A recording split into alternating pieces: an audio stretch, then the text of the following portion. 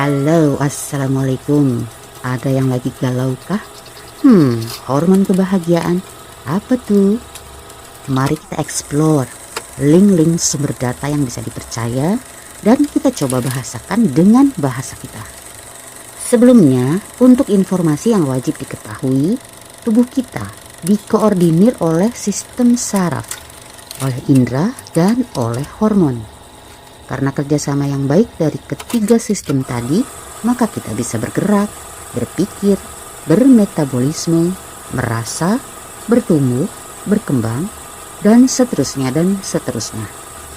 Sesuai topik yaitu hormon kebahagiaan, kita harus tahu dulu apa sih hormon itu. Hormon itu adalah senyawa kimia yang bertugas untuk merangsang atau mempengaruhi sel-sel atau jaringan tubuh. Dan dalam tugasnya itu, hormon-hormon hanya bisa merangsang sel atau jaringan yang ditargetkan. Hormon-hormon dihasilkan oleh kelenjar-kelenjar endokrin. Kelenjar-kelenjar ini akan diperintah oleh otak untuk mengeluarkan hormon-hormon yang sesuai dengan yang dibutuhkan oleh tubuh dan dialirkan melalui darah. Kelenjar endokrin yang harus kita ketahui ada 7. Dia memiliki letak yang berbeda dan mengeluarkan hormon yang berbeda pula. Yang pertama adalah kelenjar hipofisis atau pituitari. Letaknya di bagian dasar hipotalamus. Yang kedua, kelenjar tiroid atau kelenjar gondok yang ada di bawah laring. Yang ketiga adalah kelenjar paratiroid atau anak gondok yang berada di belakang tiroid. Yang keempat adalah kelenjar adrenal atau anak ginjal yang berada di kutub atas ginjal. Yang kelima adalah kelenjar pankreas yang berada di bawah lambung. Yang keenam adalah kelenjar gonad atau reproduksi.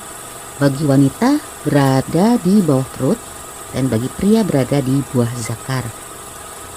Yang ketujuh adalah kelenjar timus yang berada di toraks, di atas jantung. Dalam hidup kita mengalami banyak hal, termasuk kesedihan dan kebahagiaan. Ada air mata, ada tawa, dan itu tidak terjadi dengan sendirinya, tetapi karena ada yang menyebabkannya, yaitu peranan dari indera, sistem saraf, dan hormon tadi. Nah, hormon kebahagiaan dikeluarkan oleh kelenjar pituitari yang berada di hipotalamus. Hormon-hormon itu adalah dopamin, endorfin, oksitosin, dan serotonin. Kalau ada hormon kebahagiaan, apakah ada hormon kesedihan? Ya, ternyata ada. Namanya hormon stres, dikeluarkan oleh kelenjar adrenal. Hormon-hormon itu adalah adrenalin, norepinefrin, dan kortisol. Nah, sekarang kita coba explore karakteristik dari hormon kebahagiaan dan hormon stres. Untuk hormon kebahagiaan, pada intinya keempat hormon ini membuat kita merasa jauh lebih baik, merasa tenang, senang, dan tentram. Pada karakter khusus dari hormon-hormon ini adalah dopamin misalnya. Dopamin akan menimbulkan rasa senang, rasa puas, rasa bangga, mendukung dalam berpikir, merencanakan, belajar, berkeputusan, merasa termotivasi, bisa fokus, punya interest, mengatur detak jantung, mengatur fungsi pembuluh darah, mengatur fungsi ginjal, laktasi, siklus tidur, mengatur mood, membantu pergerakan motorik, meningkatkan energi, melebarkan pembuluh darah, meningkatkan urin, mengendalikan kadar gula darah. Untuk karakter khusus dari hormon endorfin adalah sebagai pereda nyeri alami dari rasa stres dengan cara meningkatkan kesenangan dan memberikan ketenangan. Endorfin juga mengatur nafsu makan, melepaskan hormon seks, meningkatkan imun, meningkatkan rasa percaya diri dan optimis. Sedangkan karakter khusus untuk hormon oksitosin adalah bisa disebut sebagai hormon cinta. Jadi buat yang lagi fall in love, lagi ngeceng, naksir, itu semua dipengaruhi oleh hormon yang satu ini. Hormon ini melandasi rasa kasih sayang sesama manusia juga terhadap binatang peliharaan atau tanaman kita. Karakter khusus lainnya adalah merangsang kontraksi kelahiran, memicu ASI, memicu insting keibuan, memicu pergerakan sperma. Jangan sampai kekurangan hormon ini, karena bila kekurangan kita bisa merasa sepi, merasa terkucil, dan mudah lelah, merasa jauh dari siapa-siapa, tidak terhubung dengan siapapun. Untuk karakteristik khusus dari serotonin adalah untuk menciptakan kebahagiaan, menstabilkan mood, tidak cemas, menjaga kesehatan tulang, membantu proses pembekuan darah, untuk membantu penyembuhan luka, membantu proses nalar dan daya ingat, memicu rasa kantuk sesudah makan. Nah, sekarang kita coba eksplor karakteristik dari hormon stres.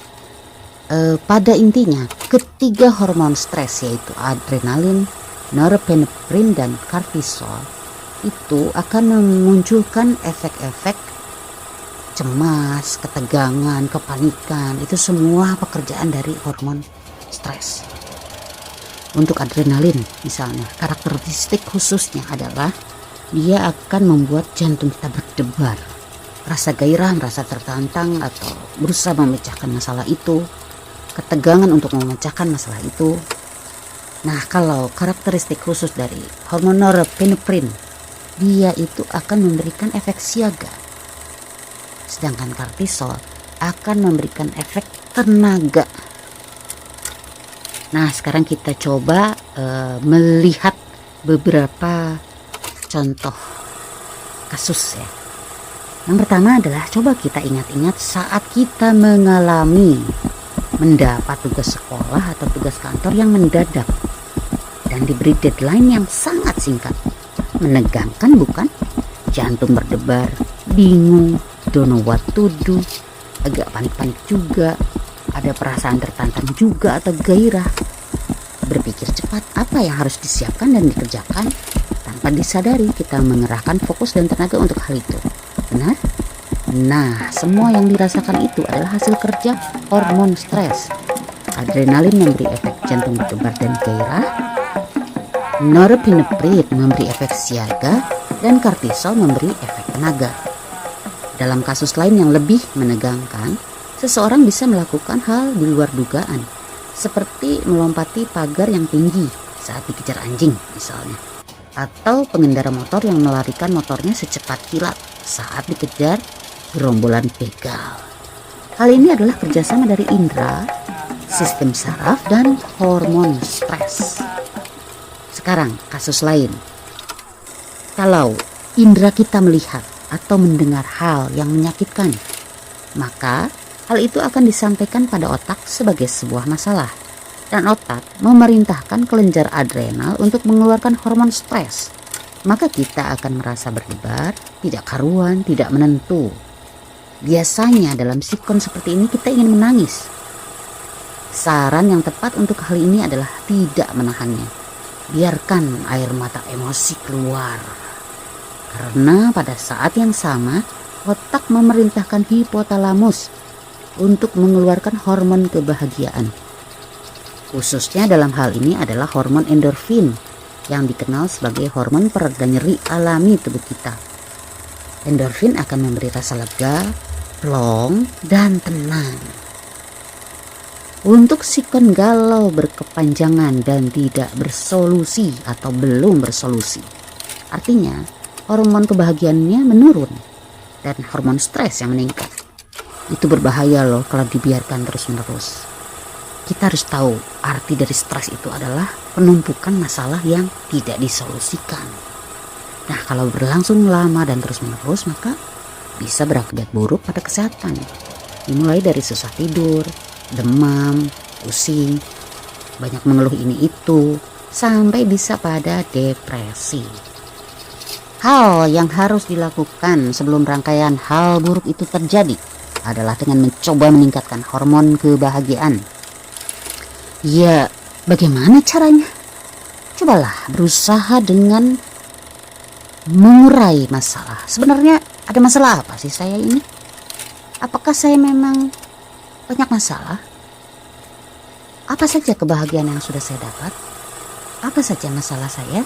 Lalu uraikanlah masalah-masalah itu kalau memang ada dan segera solusikan. Cara berikutnya adalah dengan bermeditasi. Kita bisa sholat, kita bisa zikir, kita bisa berdoa. Lalu kita juga bisa melakukan aktivitas fisik. Misalnya olahraga, beres-beres rumah juga itu menyenangkan ya, menenangkan pikiran. Lalu berkebun atau kegiatan sosialisasi seperti chatting, telepon, video call, bertemu teman-teman, curhat, piknik, tamasya, atau bermain dengan binatang peliharaan.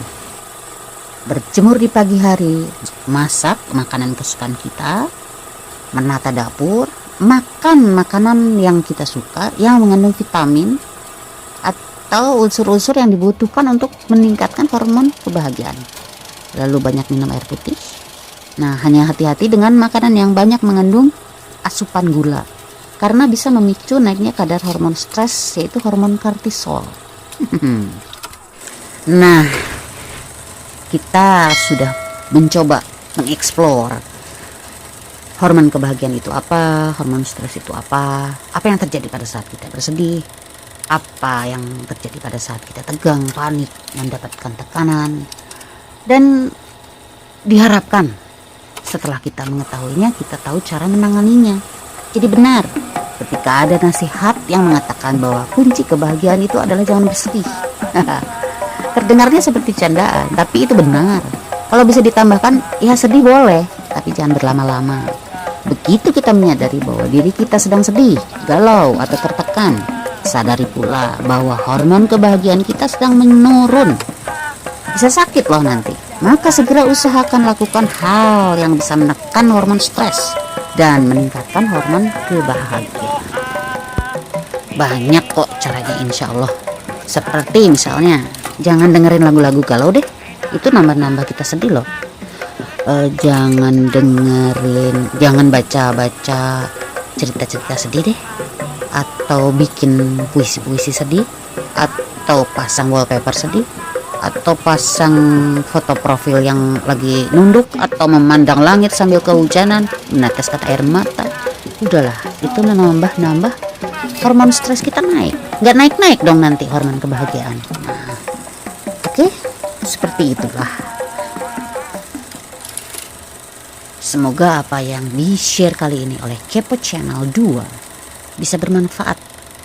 Mohon maaf apabila ada kesalahan.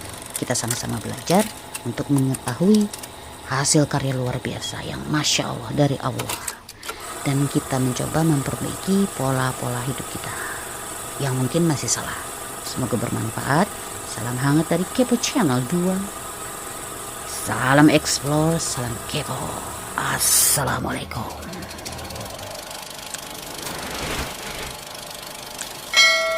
Kepo Channel.